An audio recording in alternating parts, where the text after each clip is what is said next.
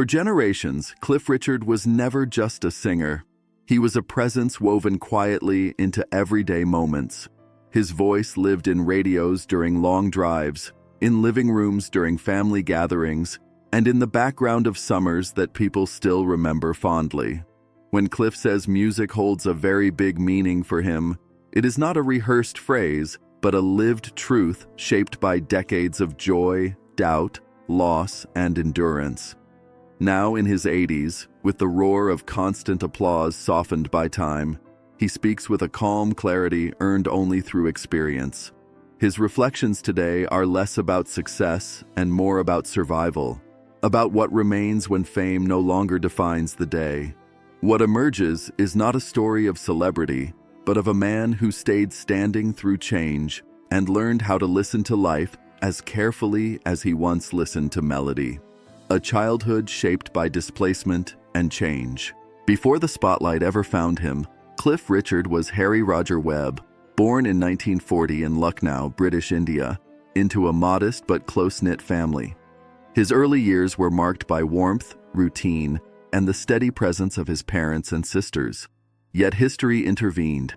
As India moved toward independence, rising unrest forced difficult decisions, and the Webb family ultimately left everything familiar behind.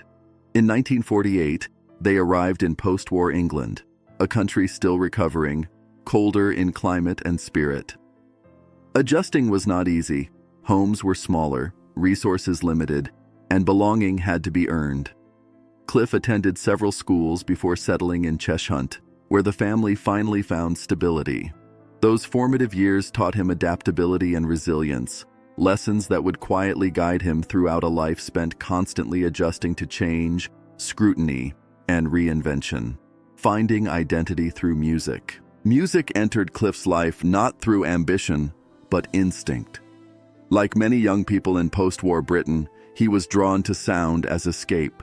Skiffle and early rock and roll crackled with energy and possibility. When his father bought him a guitar at 16, it was meant as encouragement, nothing more. Yet something profound shifted. Playing and singing offered Cliff a sense of identity he hadn't yet found elsewhere.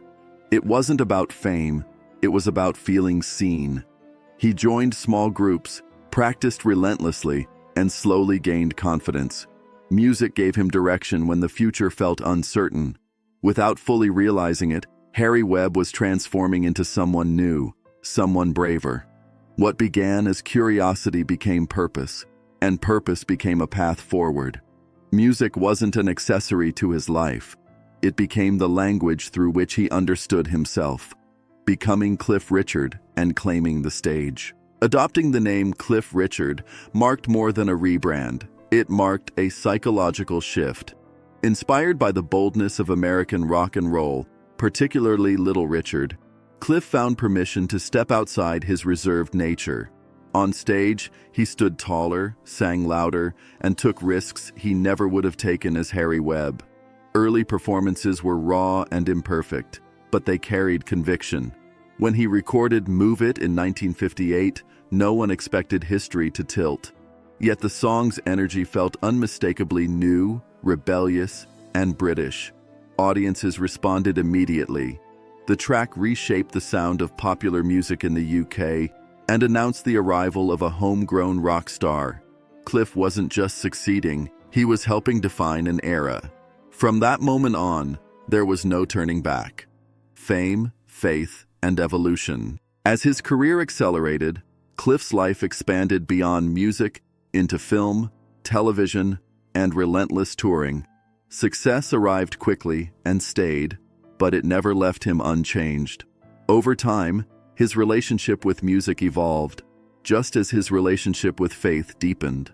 The rebellious edge of youth softened into reflection and sincerity. Cliff didn't chase trends or attempt to compete with younger artists. Instead, he grew alongside his audience, allowing his sound to mature. While others faded, he endured by staying honest. His longevity wasn't built on nostalgia, but on respect, both for his listeners and himself. Faith offered grounding during chaos, though it too evolved, becoming less rigid and more compassionate. Through shifting decades, Cliff remained visible, not because he refused to change, but because he allowed himself to. Loss that left permanent marks. Behind the success, Cliff's personal life carried deep sorrow. In 1961, he lost his father unexpectedly at just 20 years old. The grief was immense. His father had been a quiet guide, believing in discipline and structure, offering grounding during early fame. The loss left questions that never fully healed. Decades later, another heartbreak arrived when his mother developed Alzheimer's disease. Watching her fade while still present was a slow, painful grief shared with his sisters. Her death in 2007 closed a chapter that began in India and stretched across continents and decades. Later, the loss of his sister Donna added another layer of sadness. These moments reminded Cliff that success offers no shield from grief, only the strength to endure it. Public scrutiny and quiet strength. Living in the public eye for decades inevitably brought moments of intense scrutiny. Cliff experienced periods when attention turned invasive and deeply personal, testing his trust and emotional resilience. Rather than allowing bitterness to define him, he chose restraint and dignity. He spoke openly about the emotional toll while refusing to let anger reshape his character. Those years taught him the cost of visibility and the importance of inner stability. Throughout, he leaned on long-standing friendships, relationships built on loyalty rather than convenience. Though he never married, Cliff was never isolated. Companions, colleagues, and chosen family formed a steady circle around him. Home, he learned, was not a place, but a presence. It was found in trust, shared history, and people who stayed when the noise faded. Aging, with acceptance and purpose. Now in his mid-80s, Cliff Richard speaks about aging with honesty rather than denial. Touring requires more care. Recovery takes longer. Some days are quieter than others. Yet the joy of singing remains. He no longer performs as someone trying to prove youth, but as someone who understands his limits and respects them. Thoughts of mortality don't frighten him. They clarify his priorities. He focuses on presence rather than prediction, on what can still be given rather than what has passed. Retirement to Cliff is not a declaration, but a choice made daily.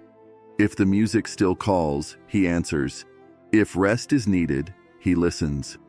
That balance brings peace, a freedom earned through years of listening closely to life. A legacy measured in grace, not numbers. Cliff Richard's legacy reaches far beyond records sold or charts topped. It lives in resilience, adaptability, and quiet grace under pressure. He didn't follow a script written by others. He followed conviction. Today, his life is marked by awareness and gratitude. He has known love and loss, public triumph and private grief, unwavering faith and evolving belief. Through it all, he remained present. His journey reminds us that a meaningful life is not defined by perfection, but by perseverance. The most powerful voice is not always the loudest, but the one that continues with sincerity, even as it softens. And as Cliff Richard continues to sing, he offers not just music, but a living example of how to endure with dignity.